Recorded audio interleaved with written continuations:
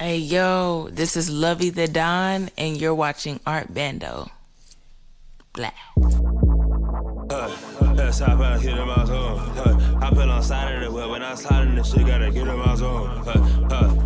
Yeah, what's happening in my phone? I made a meal off my phone. Yeah. Yo. Yo. How you been, Loveythedon? This is like the second time you've been on our podcast. Yeah, it has been. It's cool. I'm so happy to be here. Who the fuck you think you're talking to, boy? Not the one to play with, this is not a toy. I am not your teacher, really I'm annoyed. None of y'all legit writing checks as a boy.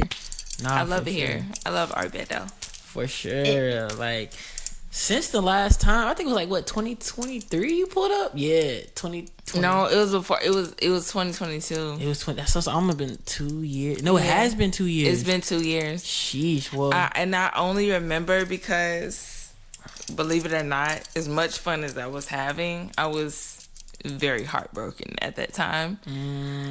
So when you asked me to do this again, and I was like, damn, I'm in a completely different place than I was like last time I came here. So I think it's just like kind of funny, like haha, like ironic type of thing. yeah. Yeah, it's weird. Nah, it's crazy because like when you are heartbroken, like you remember certain things, like you remember certain dates. Exactly. You know feeling. exactly where you was, what you was wearing. Bro, I was fresh as fuck that day. You know what I'm saying? Like, I was looking good. You know what I'm saying? But inside, I was like, ugh. Nah, facts. Like, yeah. It'd be like, but I had a good time, though. I had a good time that day. But you're in a way better place now, right? Yeah. That's good. Yeah, That's absolutely. That's good. Absolutely. That's good. So, since it's been 2 years, there's a lot we have to uncover and talk about. Yeah. Like, it's a lot. Yeah. So, we already got a good introduction of you on the first interview. I might just roll a clip or something from the last one. I see that you dropped an EP recently called Rage in the Water. Rage in the water, I done motherfucking had it. Rage in the water, it's a motherfucking habit. And you said you've been holding on. You made that EP for like a while. Yeah. What's the inspiration behind it, and what took you so long to drop it? Well, I have the inspiration behind Rage in the Water is so interesting because it kind of has like multiple origin stories. Like, so for instance, when I first thought of it, I was just like, I think I might have been like high or something. And I was in my room like working on something, fucking around or whatever. And I was just like, Rage in the Water. But it was like I was thinking it in juxtaposition to like Wade in the Water, the Negro spiritual. Yeah. And so when I said it, I was just like, because I'm a jokester. Like, I be just saying stupid shit all damn day long, whether I'm by myself or I'm with my friends or with a group of people or something. Like, I just be coming up with stupid shit. Right. So, like, I was like, oh, haha, that's funny. So the first time I thought about it, I didn't really think anything of it, but I kept it in my pocket. Like, I kept it in the tuck type shit. And then, I think a little later on, I got sent this beat, and it was like this rage type beat. Like, if you know, like that rage sound that like Trippie Redd was doing, like I Miss the Rage, like all that. It was that sound, Right. So I was like, oh, this is cute. I never really did that before, and I do all types of beats. Like anybody knows me, like as an artist, as a friend, they know like I just do all types of shit. So I was like, okay, I haven't done this before. Like, let me do a rage beat. And so I did the rage beat, and I did it as like Rage in the Water, and I just kind of like started playing with it as a hook, and then it turned to a thing. And then so from there, it was such a long journey with this one. That's why I'm like trying to remember like all the like important parts. But yeah, so it went from a joke to coming up with a hook to it becoming its whole thing. And that's when I kind of like start sitting with it more, I think. And that's when like more ideas start coming to me, and it, like the whole juxtaposition between the Wade in the Water and like the Rage in the Water thing. So like the whole point of me embracing the rage or the anger or whatever is is usually a taboo type of emotion. Like it's inappropriate to appear angry or to have an outburst, or to do any of these things out in public or out in society. According to society, that's inappropriate. But in the same sense, when you think about like from a spiritual sense, it's really important to embrace those type of emotions, because as long as you suppress rage and those type of emotions like that, that's the stuff that's gonna eventually like lead to your downfall. You know what I'm saying? You can't suppress those type of deep, serious emotions, things such as rage and stuff like that. Right. So I felt it was like me bringing it to a forefront, almost. Just bringing that emotion to a forefront. Like, let's talk about it. Like, let's talk about the shit that they say we're not supposed to talk about, and this, that, and the other. So that's kind of what it all represents, and like how I came to it. So it's basically like you're showing your emotions in your music, basically. Like, yeah. And you want to bring that, you know, to the forefront for your people. Yeah. Okay. That's real. It's like real. I was using, because it did come from like stuff I was feeling like personally in my own experience. But the thing about it is, and something I've learned since I've started making music, and like the songs that I think people are not going to care about because they're so personal to me are the exact same songs that people come to me and be like, I love this song. Yeah. And I'm just like, what the fuck? Like, that was just me just like trying to fucking vent and get that shit off, and somebody else like relate to that shit, like almost like, you know, one thing down to a T. That's crazy. One thing I realized as a consumer of music is like people love vulnerability. Yeah. You know what I mean? And like they might not know your exact what you going through, but they know the motion. Yeah. You feel me? So like you listen to the album, I definitely could feel like where you were coming from in some of your songs, especially with like just how like when you're angry, it's good to let it out. Yeah. You know what I mean? And that's one thing I got from the Rage in the Water album. Now, like to transition to a little bit more of your album cover, it was a little bit different. You know what I mean? Yeah. I was a little bit confused, not in a bad way. Like it was, I really liked it, and then I love that. I love that perspective. Yeah. Like I've been wanting to. I haven't had nobody to talk to this about. Talk about this too. So like, yeah. No, in fact. So I really liked it, and I think you had like a little mini vlog of how it was like how you put it together. Mm-hmm. So can you just tell me like why did you have the spooky cape on and all that other stuff, and what made you come up with that? So I don't know. When I thought about, obviously when I think about things, it kind of just like depends on how it comes. But I'm a very visual person. Sometimes when I'm writing a song, like as I'm writing a song before it's even finished, I've already like know what the video is going to be. So I'm always seeing stuff in my head, kind of like as a picture, as it's already being, shown to me. Right. When it came to the cover, for some reason, I was seeing a ghost, like just a traditional TV ghost costume, sheet over your head, 2 eyes cut out as for holes, type shit, just very traditional. But when I thought about ghost, when it came to me, it was just also like ghost, supernatural. Supernatural, I'll be chain thinking, so it's like, oh, supernatural is like also like very taboo, right? Very similar to what rage is. It's rage to feel it's taboo to believe in ghosts or get involved into the supernatural realm. They all kind of like combined to me. And then the water was just like, when I thought of the water first, like I knew I wanted to see some type of waterfall or something like that in the background of the cover.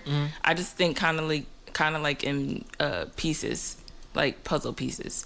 So everything was just kind of like, yeah. So everything has its own different meaning to it, and it probably doesn't make sense, but it makes sense to me, 'cause I kind of think like a madman.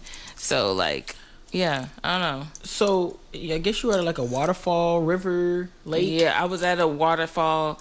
It's called Hanging Falls. It's here in North Carolina. We had to drive about, I live in Greensboro, so it's about like 2 hours from Greensboro, something like that, hour and a half to 2 hours.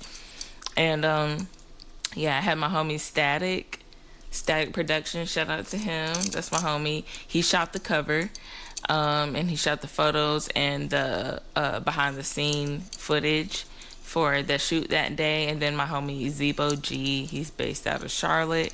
He shot the video for Rage in the Water. So yeah. So what made you pick that location? It was the only, I knew I wanted a waterfall. So it was the only location I could find that had like really beautiful waterfalls. That particular park in North Carolina has like 5 or 6 waterfalls. So that was like the closest one I could find. Okay. When I knew I wanted a waterfall, I just went to Google and was like, waterfalls near me type shit. Google type shit. Nah, shout out Google. Google be helping with everything. Man, Google has helped me so many times. Google is still my friend. Google is every independent artist's best friend. Know that. No, facts. Know that. Use it, please. Learning how to master, how to fucking market. Yeah. That's your best friend. Now I'm looking through your page. I'm not seeing any music videos. Am I missing out on something? Are we supposed to be getting something soon? Because one thing I noticed about you are the queen of music videos. Y'all say you are the queen of creative direction.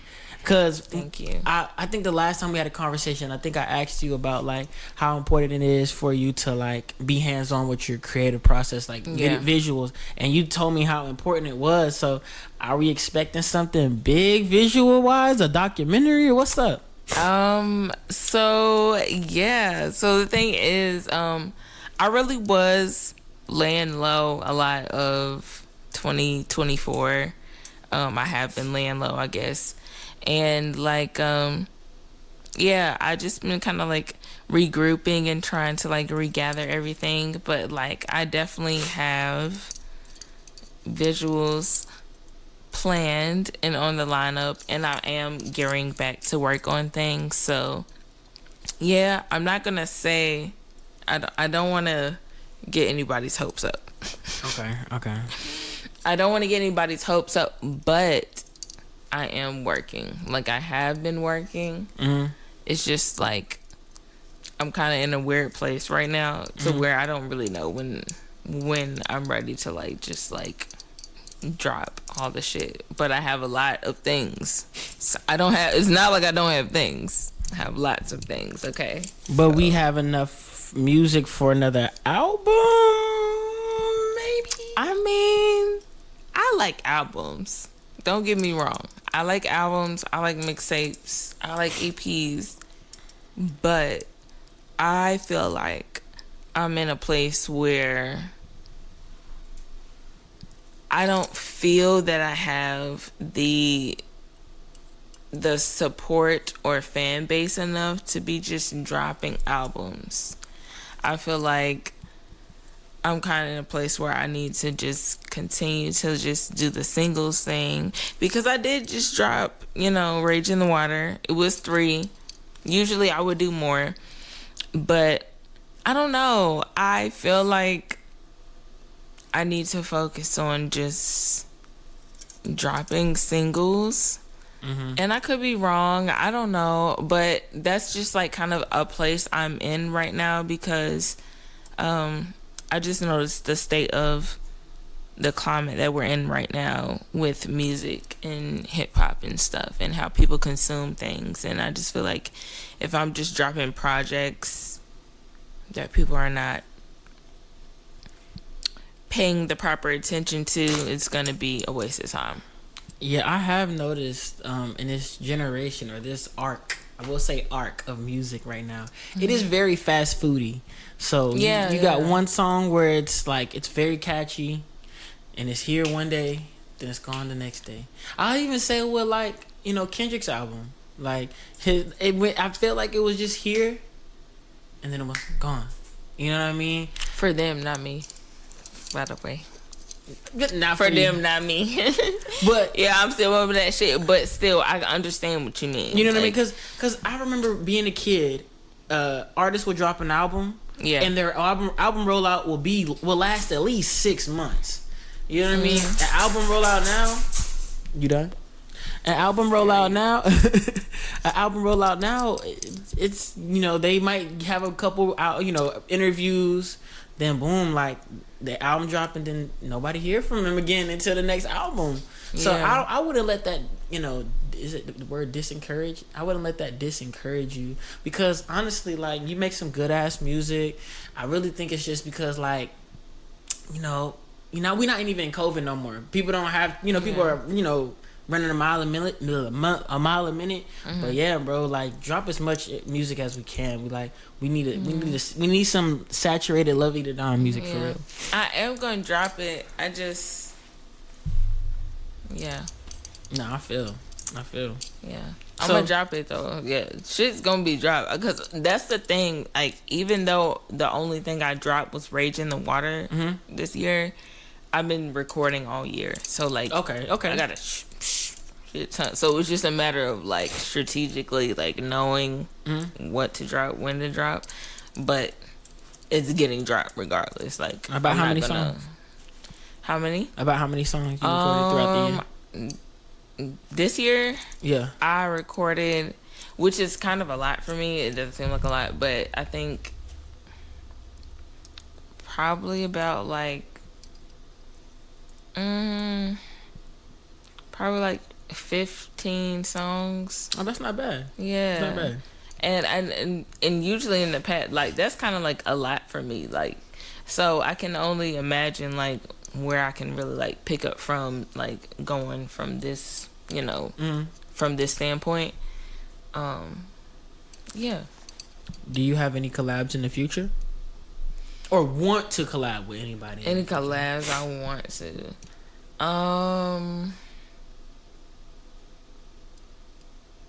Yeah, I want to.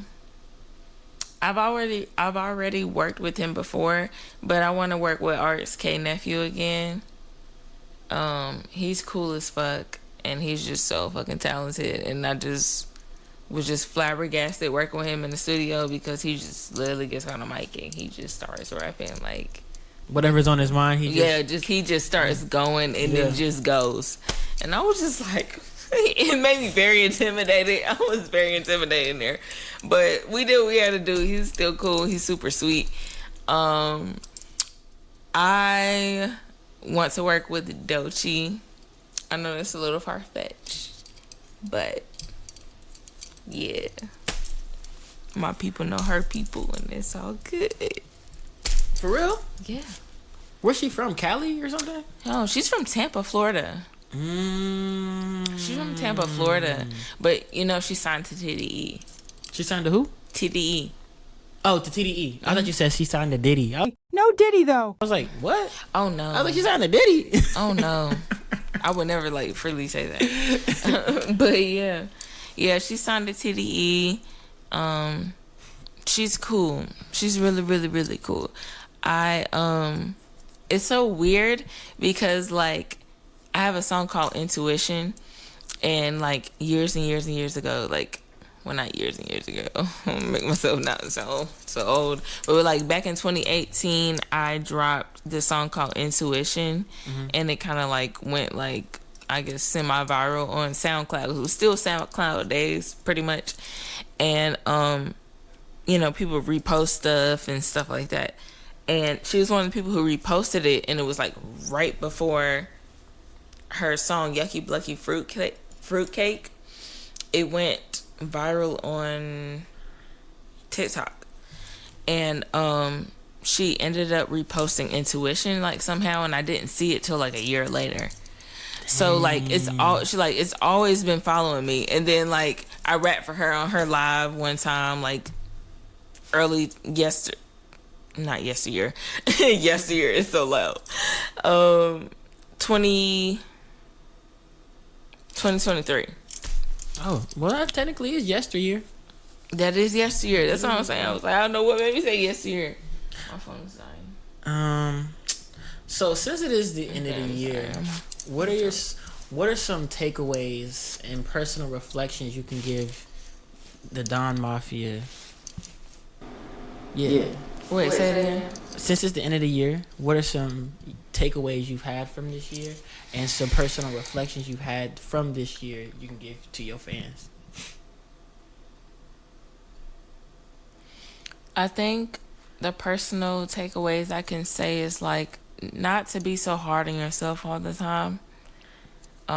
Especially like within our own generation, whether you're like Gen Z or millennial or whatever, like we're in such a fragile time period to where like we're prone to make mistakes. We're bound to make mistakes, and it makes it a lot harder when you're being mean to yourself in the midst of the process and being mean to yourself for making those mistakes. So it's just like be a little more like kinder with yourself in the midst of this process, because we're only going to have to keep learning. We really don't have a choice. So yeah, that's the thing I couldn't say. And also don't stop the comparison shit. Please stop comparing yourself to other people. Everything's an illusion. All this shit is fake. Please stop. Like, you're gonna drive yourself crazy comparing yourself to other people that you're seeing behind and maybe even in front of a screen. Like, that shit gonna drive you crazy. Don't do it. It's a trap. And yeah.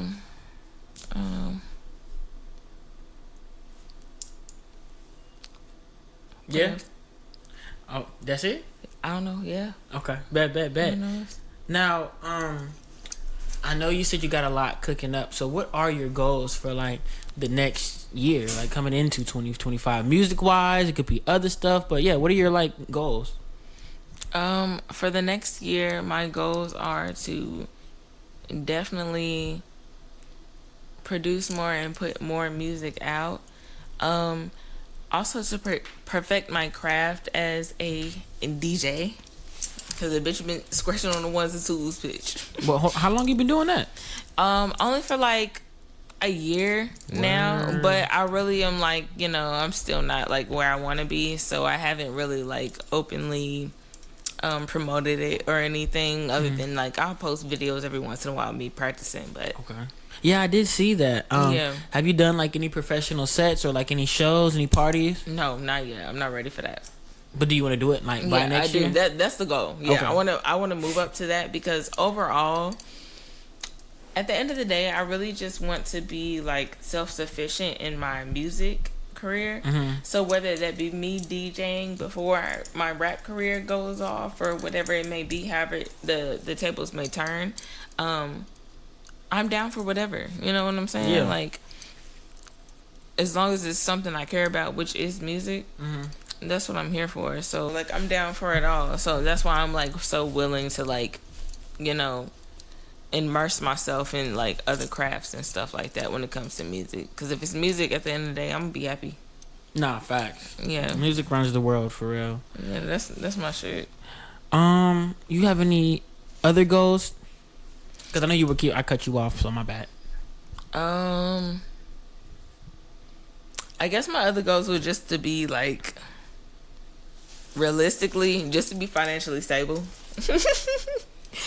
Like, yeah, that's just, like, some typical, like, millennial Gen Z shit. That's, like, personally, and I feel like spiritually, that's where I would want to be, Yeah. And it's, like, a process. So that would be great. I also want to be able to, like,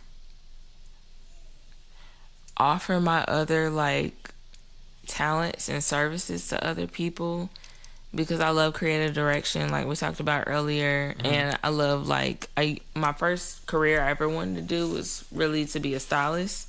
That's what I thought I was going to do, like, coming out of high school or whatever. So I do like implementing my talents in that standpoint, from a hands-on standpoint or whatever. So if I can, like, really just go into all of the fields that I care about, like in some type of way or other, like throughout my lifetime, I'll be pretty fulfilled by that. Nah, facts.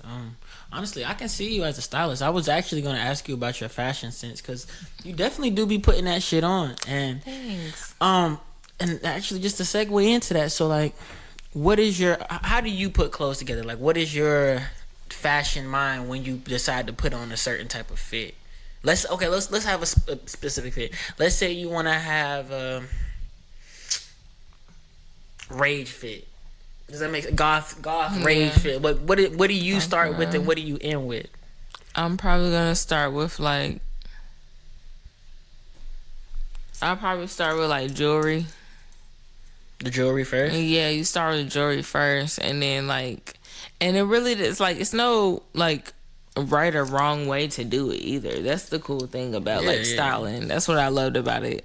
Why the jewelry first though? Because that's actually pretty interesting. People usually say they start with the shirt or they start with the pants. It just depends. So you said goth, right? So when goth, I think about the jewelry, because the jewelry is like extra gaudy, it's extra big, it's silver, it's chunky, it's very like kind of obnoxious almost. Like it's kind of like what you notice first, right, and then it's the black.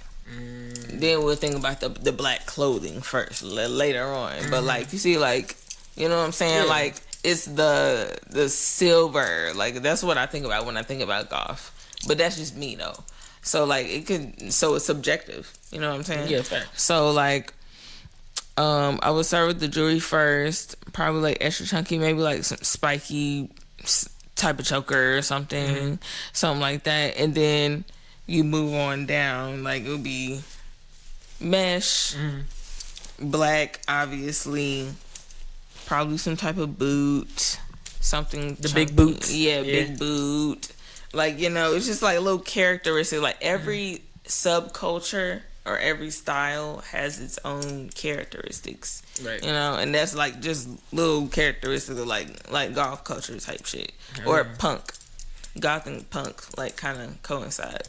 So, you know, I think that's pretty dope that we're talking about fashion. Like, I'm actually I'm making an episode with this guy. I don't know why I forgot. Oh, his name is Jalen. No, is it Jalen? I don't know why. Hold on, give me 1 second. It's Justin. I don't know why I forgot Justin's name, but he's like a fashion dude in the area. I'm gonna give you his Instagram and stuff. Okay. So me and him, we're making a series where we like go up to people or like artists in the area and all that stuff, and we like go to like Goodwills and stuff, and we put fits together. And like we all collaborate, and then like we have like at least 1 or 2 fits, and by the end of that, you know what I'm saying? It's like, you ever seen them sneaker shows and stuff? Yeah, where they go and they find fits. Those. Yeah, so that's what we're trying to do. So I definitely got to tap in with you on that and get you on one of the episodes. I haven't finished editing the first episode, but you know, I ain't even tell nobody. You're actually the first person I told about this. For real? Yeah, for real. I ain't even tell nobody. That's so special. I won't tell nobody else. I don't want to do that. But yeah, deadass. So definitely got to get you on the episode. Okay. Whenever I get to it, I'm so been down. So busy for real. Yeah, I love all that type of stuff. Nah, facts. And just to get into anything, I guess I'll ask the last question. So what do you have to say to the youth? I know you already did some reflection, but what do you have to say to the youth that's like looking up to you right now and they're like 13, 14, 15, 16, 17, 18? Okay. I would say